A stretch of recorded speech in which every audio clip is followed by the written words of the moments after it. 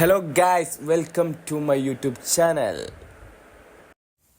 ഒരു YouTube channel സ്റ്റാർട്ടാക്കി അന്ന് മുതൽ തീരുമാനിക്കണം ഒരു ദിവസത്തെ ഒരു വ്ളോഗെങ്കിലും എനിക്ക് എടുക്കണമെന്ന്. അങ്ങനെ അന്ന് തീരുമാനിച്ച് ഒരു ഡേ ഇൻ മൈ ലൈഫ് എടുക്കണമെന്ന്. ഇന്നലെ സ്റ്റേ വൈഫിൻ്റെ വീട്ടിലായിരുന്നു. അപ്പം എന്തായാലും പിന്നെ രാവിലെ എണീച്ചപ്പോൾ രാവിലെ തന്നെ തുടങ്ങി വ്ളോഗ് എടുക്കാൻ. പിന്നെ പതിവ് പോലെ തന്നെ നമ്മളെ രാവിലത്തെ സ്ഥിരം പരിപാടികളൊക്കെ തന്നെ. ഇവരെ നോക്കിയാൽ വേണ്ട, രാത്രി 12 മണി 1 മണിയാകുമ്പോൾ കിടക്കും, രാവിലെ 10 മണി 11 മണി. ഇതാണ് എൻ്റെ ടൈം.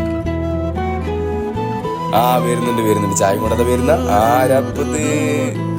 ഇത് പിന്നെ കല്യാണം കഴിഞ്ഞിട്ടുള്ള എല്ലാവർക്കും അറിയുന്ന ഒരു കാര്യമാണ്. അതിരാവിലെ തന്നെ ഓരോ കുറച്ച് കലാപരിപാടികൾ.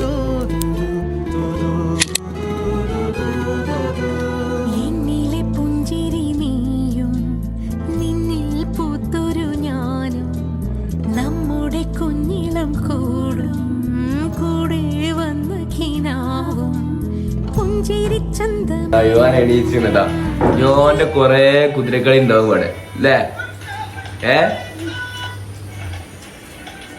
എന്താ പറയ എവിടെ ബോബു? അങ്ങനെ ബോബ ഒക്കെ പൂച്ചല്ലേ?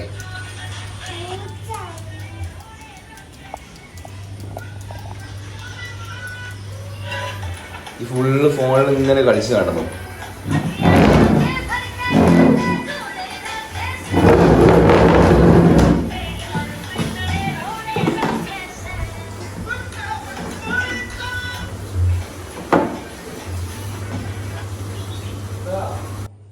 പിന്നെ നാസ്ത കഴിച്ച് ഞാൻ വീട്ടിൽ പോകാനുള്ള പരിപാടിയിലായിട്ട് ഇങ്ങനെ നിൽക്കുകയാണ്. അപ്പോഴാണ് ഇവൻ്റെ കുതിരക്കളി. കണ്ടോളി.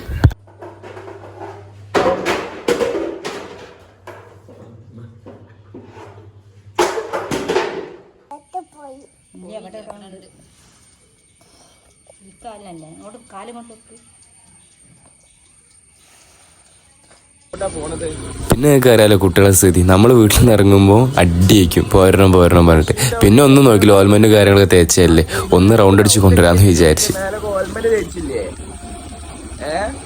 അതിനു വേണ്ടി അപ്പൊ റൗണ്ട് അടിക്കുക അല്ലേ?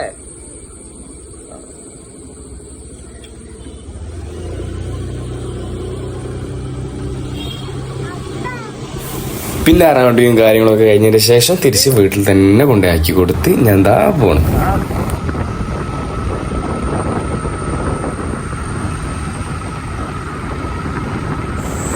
ഇതാണ് എൻ്റെ നാട്, പള്ളിത്തായം, ഒരു കൊച്ചു ഗ്രാമം. ഇതായി കാണുന്ന ഷോപ്പാട്ടെ നമ്മളെ നാസർ ഖാന്റെ സാമ്രാജ്യം. നാസർ ഖാൻ്റെത് മാത്രമല്ല, ഈ നാട്ടുകാരുടെയും സാമ്രാജ്യം തന്നെയാണ്. ഇതാണ് നമ്മള് നാസർ ഖാൻ. നേരെ വീട്ടിൽ പോവാ നമ്മൾ നാസർ ഖാന്റെ കൊത്തിലേക്ക് വരാനുള്ളൊരു കാരണം ഉണ്ട് കേട്ടോ. അതെന്താന്ന് കാണിച്ചു തരാം. ഒരു കാരണം തന്നെ, ഈ വൈറ്റ് ടീഷർട്ട് ഇട്ടതാട്ടോ നമ്മളെ ബെറ്റിംഗ് രാജ. ഫുഡിനോട് ലേശം ഒരു കൊതിയുള്ള ടൈപ്പിലാണ് ആള്. അതുകൊണ്ടാണ് ഓൻ ബെറ്റ് വെച്ച് കളിക്കുന്നത്. ഈ പൈസക്കോ മറ്റൊന്നല്ല കേട്ടോ ഓൻ ബെറ്റ് വെച്ച് കളിക്കുന്നത്. ഓന് മെയിൻ ഫുഡ് തന്നെ. എന്തായാലും വേണ്ടില്ല, പറഞ്ഞ വാക്കിന് ലേശം ഒരു വില കൽപ്പിക്കുന്ന കൂട്ടത്തിലുള്ളതാണ് ആള്. അതുകൊണ്ട് തോൽവി സമ്മതിച്ച് ഫുഡ് വാങ്ങി തന്നാണ്. ഇതിനു മുന്നേ ഒരുപാട് തോൽവികൾ സംഭവിച്ചിട്ട് ഫുഡ് വാങ്ങിക്കൊടുത്ത ചരിത്രമുണ്ട്. ഇത് പിന്നെ ഞങ്ങളുടെ നാട്ടിൽ പള്ളിത്തായ അങ്ങാടിയിലുള്ള നല്ലൊരു മന്തി ഷോപ്പ് തന്നെയാണ് കേട്ടോ.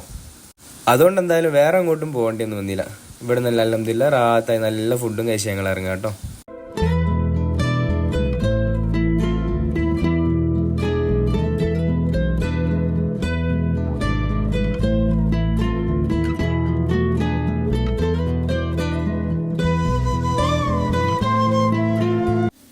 ഇതാട്ടോ എൻ്റെ വീട്. ഞാൻ എൻ്റെ എല്ലാ പരിപാടികളും കഴിഞ്ഞ് വീട്ടിലേക്ക് കയറി ചെല്ലുന്നത് ഒരു 4 മണിക്കാണ് കേട്ടോ.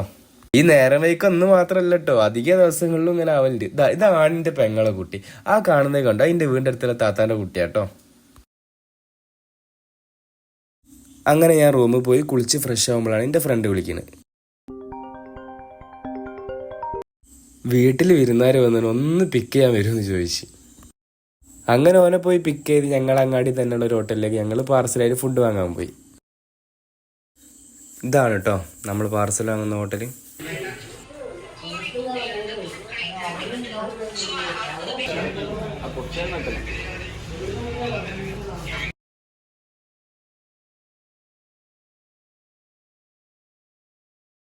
അങ്ങനെ ഫുഡൊക്കെ പാർസൽ വാങ്ങി അവൻ്റെ വീട്ടിലെത്തി. ഇനി അത് കഴിച്ചിട്ട് വേണം നമുക്കൊരു വഴിക്ക് പോകാൻ. ഈ ഫുഡൊക്കെ പെട്ടെന്ന് കഴിച്ചിട്ടുള്ള പോക്ക് കണ്ടാൽ നിങ്ങൾ വിചാരിക്കും എന്തോ ആവശ്യത്തിനാണ് പോണെന്ന്. അല്ല, കണ്ടോളി, സ്കിപ്പ് ചെയ്യാതെ കണ്ടോളി.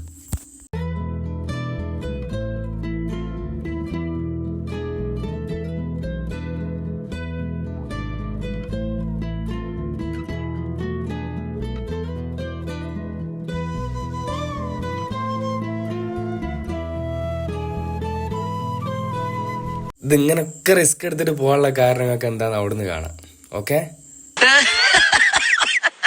ഇതിപ്പോ സത്യം പറഞ്ഞാൽ ഞങ്ങൾ ടാസ്കിലേക്ക് എത്തിയില്ല. ടാസ്കിലേക്ക് ഇത് എങ്ങനെ പോകുന്നേ ഉള്ളൂ കേട്ടോ. വലിയ വലിയ ടാസ്കുകൾ ഇനി ഒരുപാട് വരാണ്ട്.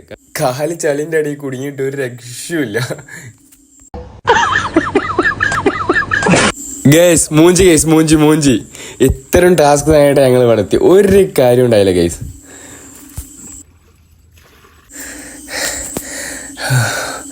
എന്തായാലും കുറെ ടാസ്കും കാര്യങ്ങളൊക്കെ താണ്ടി വരുത്തിയാണ് ഗൈസ്. തോണി വെള്ളത്തിലേക്ക് ഉന്തി ഇറക്കി 2 റൗണ്ടൊക്കെ അടിച്ച് പോകാന്ന് വിചാരിച്ച്.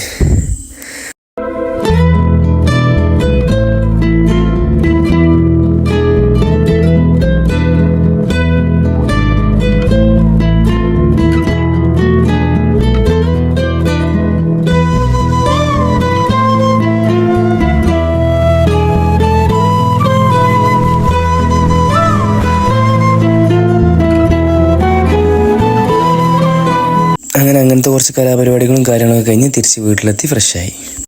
അങ്ങനെ വീട്ടിൽ ഉമ്മ ഉണ്ടാക്കിയ നല്ല കോഴിക്കറിയും ചോറൊക്കെ കഴിച്ച് അൽഹംദുലില്ലാ റാഹത്തായി കിടന്നുറങ്ങി.